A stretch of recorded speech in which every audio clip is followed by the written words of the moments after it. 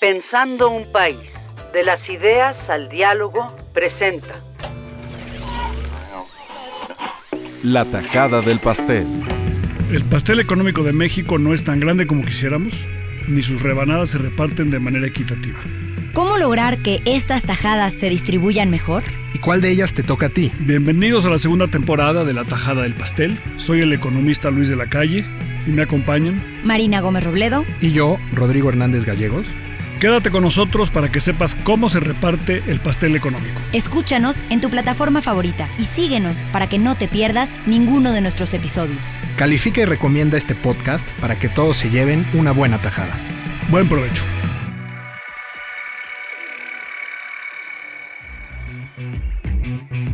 Estamos en un contexto económico complejo e inestable. Entre la inflación, la guerra en Ucrania, el miedo a una recesión y el comportamiento de los mercados, ya no sabemos en qué y en dónde nos conviene invertir.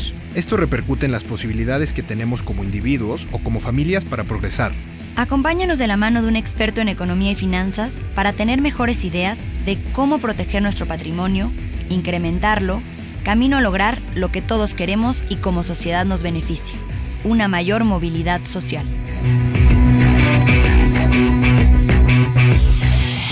Hola Luis, hola Marina. Hola Rodrigo, hola Luis. Gusto saludarlos otra vez. Me gustaría empezar este podcast con la pregunta del millón. ¿A qué se debe la inestabilidad económica actual? ¿A qué nos estamos enfrentando, Luis? ¿Qué tan preocupados tenemos que estar? Encantado de saludarlos otra vez, Rodrigo, Marina, en esta tajada del pastel. Haces una pregunta muy importante, Rodrigo. El mundo está en una situación de quiebre, cambio. O sea, va a haber un cambio en las condiciones económicas mundiales. Ya está empezando a suceder. Y ese cambio, por su naturaleza, implica riesgos, incertidumbre, una nueva situación y, por lo tanto, a personas o regiones o sectores que les va a ir menos bien o más bien por el cambio de las circunstancias. Llevamos un número de años importante con lo que en los mercados internacionales de capital se podría nombrar como adicción a la liquidez. O sea, hay una gran liquidez en los mercados internacionales y esa gran liquidez que se exacerbó con el COVID por los problemas económicos que tuvo el COVID en términos de los choques de oferta y luego de demanda, tiene como resultado que ha habido un incremento importante en la tasa de inflación. Y la tasa de inflación más alta de lo que tenemos en los últimos 20-25 años, o incluso en algunos países más, hasta 40 años, implica un cambio en la posición de liquidez en los mercados internacionales para poder restablecer una tasa de inflación más modesta. Y esa transición a un mundo con menos liquidez va a implicar movimientos importantes en los precios de los activos. Y como hemos dicho en otros episodios, la minusvalía y la plusvalía, que es el cambio en el precio de los activos, es lo que define el rendimiento que estos activos tienen. Y por lo tanto va a cambiar no solo la composición de los portafolios de inversión, sino que va a tener un impacto importante potencialmente en el valor de esos portafolios. ¿Ya estamos en esta crisis o cuándo va a llegar? La probabilidad de tener una recesión importante en los próximos 5 años es 100%. Pero hoy en día, en el mes de julio de 2022, todavía no estamos en una recesión. Hay que suponer que las condiciones van a ser más complicadas hacia adelante. ¿Y de qué magnitud va esta recesión? ¿Va a ser como la del 2008? ¿Es algo que no nos hemos enfrentado? Es una recesión distinta que la de 2008 porque aquí lo que vamos a observar, hay una diferencia fundamental entre 2008, 2009 y la de hoy en día. Cuando se tuvo lo que se llamó en esa época la gran recesión, y hubo un cambio radical en la política monetaria de los países más importantes del mundo para superarla, el porcentaje de deuda sobre PIB de las grandes economías del mundo, en Estados Unidos, por ejemplo, era más o menos 60%. O sea, si tú dividías la deuda del gobierno de Estados Unidos sobre el PIB de Estados Unidos, te daba más o menos 60%. Hoy, en Estados Unidos, el porcentaje de deuda sobre PIB es 125%. Entonces, un incremento en la tasa de interés que implica que te cuesta más honrar los bonos que emitiste, porque tienes que pagar más a los ahorradores por el incremento en el monto de deuda que tienes, impacta mucho más las finanzas públicas que antes, porque tienes mucho más deuda. Entonces, el endeudamiento o sobreendeudamiento de los gobiernos en los últimos años, que se agravó obviamente con el COVID, y el sobreendeudamiento de algunos actores económicos en distintas economías, hacen que el impacto de lo que siga sea más importante que en 2008 y 2009. Entonces, las preguntas son las siguientes. Si no estamos en recesión hoy, ¿cuándo va a llegar? ¿Qué tan profunda va a ser? ¿Y cuánto va a durar? Y la respuesta a esas tres preguntas depende de la intersección entre los retos que se tienen en materia de política monetaria, es decir, de la excesiva liquidez, que se tiene que hacer un poco más pequeña para que ya no sea excesiva, con las dificultades en materia de finanzas públicas, de reducción de déficits de los gobiernos, como una precondición para poder reducir la tasa de inflación. Entonces, la crisis va a ser larga en la medida en la que los problemas del ámbito del monetarios, de la liquidez, estén relacionados o contaminen los problemas en materia de finanzas públicas.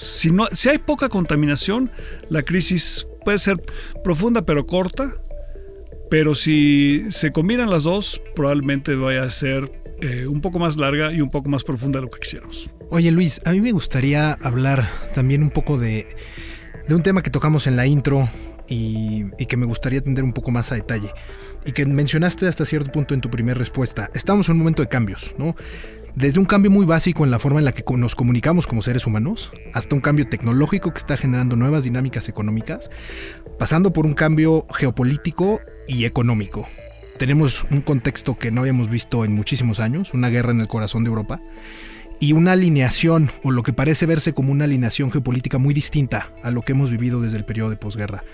¿Estas variables cómo afectan o cómo podrían afectar la duración de esta crisis? ¿Podrían agravarla? ¿Hay forma de tener algún tipo de certidumbre de qué es lo que viene? ¿O estos cambios tectónicos sistémicos a nivel internacional deberían de preocuparnos? O sea, pueden tener un impacto importante en el comportamiento de las economías en la medida en la que las dificultades en Europa, la guerra en Ucrania siga o se expanda geográficamente y la situación en Asia se convierta en un punto disruptivo y que esos problemas geopolíticos se traduzcan en menores niveles de comercio en el ámbito internacional. O sea, si tú tienes, digamos, una desaceleración de la economía por razones del control de la inflación, el incremento de la tasa de interés, ¿no?, para eliminar la excesiva liquidez, eso puede ser agravado si además de tener ese problema hay una reducción en las posibilidades de intercambio por los problemas geopolíticos. Luis, a mí tu respuesta de que la probabilidad es 100% de que haya recesión en los próximos 5 años me puso la piel de gallina. Entonces, ¿qué podemos hacer para protegernos, para proteger nuestro patrimonio ante esta recesión segura que viene? Bueno, suena muy dramático, pero tampoco hay que sobrecontextualizarlo. O sea, las economías sufren periodos recesivos con cierta frecuencia, ¿no? O sea, hay un ciclo económico que siempre tiene subidas y bajadas. Aquí la pregunta es si vamos a tener un ciclo, digamos, un poco más abrupto, ¿no?, que hay una caída más fuerte y que sea un poquito más prolongada. La probabilidad que eso suceda es bastante alta, porque estamos en un periodo, en un punto de quiebre donde va a haber un cambio, y el cambio que va a haber es que estamos en una situación donde va a haber una necesidad de reducir la excesiva liquidez en los mercados, y la adicción que existe a la excesiva liquidez hace que esa reducción sea potencialmente un poquito más dolorosa. Les voy a dar algunos ejemplos de cómo esto impacta el valor de activos diferentes.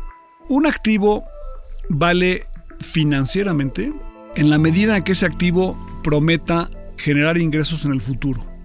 Entonces, si tú tienes un papel o que es una promesa de pago, es lo que es un bono, o tienes una fábrica que produce cerveza, si esa fábrica te va a rendir un número importante de ingresos en el futuro, sube el valor de la fábrica. Para el bono o para una acción de una empresa en la bolsa sucede exactamente lo mismo. Esa acción va a valer más en la medida en la que ofrezca ingresos futuros. O un bono, o sea, un bono que te dice este bono va a pagar un cupón, que es el pago anual del bono de tanto durante tantos años, influye profundamente en el valor del bono. Cuando tienes un cambio significativo en la tasa de interés, la excesiva liquidez hace que las tasas de interés bajen. En Estados Unidos y en Europa venimos de un periodo donde las tasas de interés han sido cercanas a cero, en algunos países como Alemania incluso negativas, y en Japón también. En México un poco más altas, pero relativamente bajas comparada con la historia. Bueno, ahora vamos a tener una situación donde la tasa de interés va a empezar a subir. En Estados Unidos, en los últimos 18 meses, la tasa de interés de los bonos a 10 años ha pasado de estar en 0.5%, o sea, pagaba 0.5% anual, a hoy en día, en el mes de julio de 2022, más o menos 2.8%. Entonces es un incremento de más de lo que se llamaría 200 puntos base. Y ese es un incremento, digamos, al inicio del quiebre. Entonces, ¿qué sucede cuando se incrementa la tasa de interés? Cuando tú incrementas la tasa de interés de una manera muy importante, vas a privilegiar los activos que producen rendimientos en el relativo corto plazo. O sea, si tú tienes una fábrica que te genera utilidades en el año 1, en el año 2, en el año 3, esa fábrica, el precio de esa fábrica va a ser más alto en la medida en que la tasa de interés sea mayor. Pero si tú tienes una aplicación digital, como mencionaba Rodrigo, que no te genera ingresos por los primeros 10 años, pero tiene una promesa de generarlos en el futuro, a partir del año 15, ¿no? Ese tipo de activos van a tener una minusvalía muy importante, porque al subir la tasa de interés, se castiga la promesa de los ingresos futuros alejados en el tiempo. Entonces, lo que hemos visto en los últimos meses es que las acciones de las empresas ligadas al mundo digital que prometen ingresos futuros inciertos algún día, alejados en el tiempo, han visto caídas muy importantes en el precio de las acciones y minusvalías o rendimientos negativos. Entonces, por eso se ha visto, por ejemplo, caídas muy importantes en las acciones de Netflix, Meta. Entonces, el primer cambio que hay que detectar cuando entremos a una situación distinta de los mercados internacionales es esta.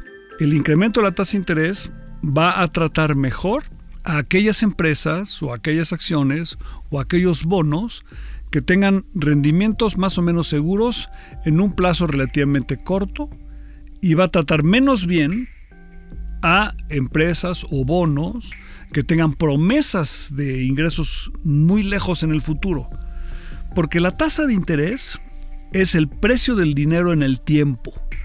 Entonces, en la medida en la que tú tienes una tasa de interés alta, el futuro lejano vale menos que el futuro cercano, y por lo tanto las acciones o los bonos o los activos físicos como una fábrica que te generen ingresos más seguros en el corto plazo van a tener una plusvalía, y los activos que generen futuros inciertos en el corto plazo y una promesa de ingresos futuros en el muy largo plazo van a tener una minusvalía. Para proteger nuestro patrimonio ante esta recesión, ¿qué hacemos? ¿Invertimos en estos activos a corto plazo? Bueno, lo más importante y la primera lección en materia de finanzas y de inversión es: tú tienes que pensar en tus proyectos de ahorro e inversión como un portafolio. O sea, no puedes tú hablar solamente de voy a adquirir un activo, una casa, como decía Rodrigo la vez pasada, o voy a adquirir educación para volverme programador, sino que tienes que pensar: yo tengo este conjunto de activos, el conjunto de activos se llama un portafolio. Y entonces, una vez que conoces tú el perfil de riesgo que te permite concluir cuánto riesgo puedes asumir, la siguiente pregunta es: ¿Cómo hago para construir un portafolio que me permita diversificar los riesgos que enfrento? Porque si tú tienes nada más un activo, toda tu riqueza va a depender de las fluctuaciones del precio de ese activo. Si tú quieres minimizar los riesgos que enfrentas en el tiempo, necesitas tener no un activo, sino 10 activos. El ideal es tener activos que cuando uno de ellos sube, el otro a lo mejor baja y entonces se compensan pérdidas con ganancias para poder diversificar los riesgos que uno enfrenta. La pregunta es que tienes que hacerte tú: ¿qué tipo de riesgos enfrento yo? Y cómo construyo un portafolio de inversión que me permita su diversificación. No es solamente cosa de escoger un tipo de activos, sino un conjunto de ellos para que las fluctuaciones que puedes tener en el corto plazo, una cierta compensación que te permita, no la eliminación, porque los riesgos no se pueden eliminar completamente porque no podemos predecir el futuro, pero sí manejar el nivel de riesgo de tal suerte que puedas sentirte más seguro como inversionista.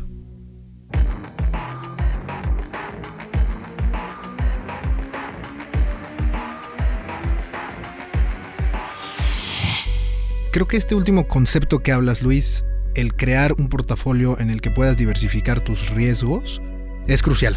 Y se me hace que es uno de los elementos más importantes que hay que llevarnos de la conversación del día de hoy.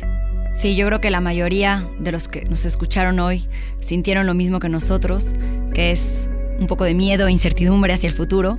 Pero bueno, por eso los invitamos a que sigan en estos episodios para que podamos seguir aprendiendo de los distintos instrumentos financieros donde nos conviene invertir para poder diversificar nuestra cartera. Sí, parece que afortunadamente es posible y en ciertos casos hasta deseable invertir en contextos de incertidumbre. Y creo que eso, aunque como bien dice Marina, hay incertidumbre, creo que eso son buenas noticias. Creo que lo más importante es aprender que es mucho más arriesgado no invertir que invertir, pero hacerlo con un buen portafolio.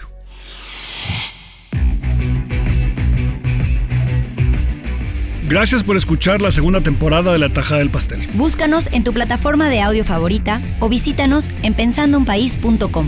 Un espacio para analizar y reflexionar sobre lo bueno y lo malo que ocurre en la República Mexicana. Pero sobre todo, desde una perspectiva intergeneracional. Sigue, califica y comparte La Tajada del Pastel. Buen provecho. Este es un podcast de la colección Pensando un País, producido por Hook Audio.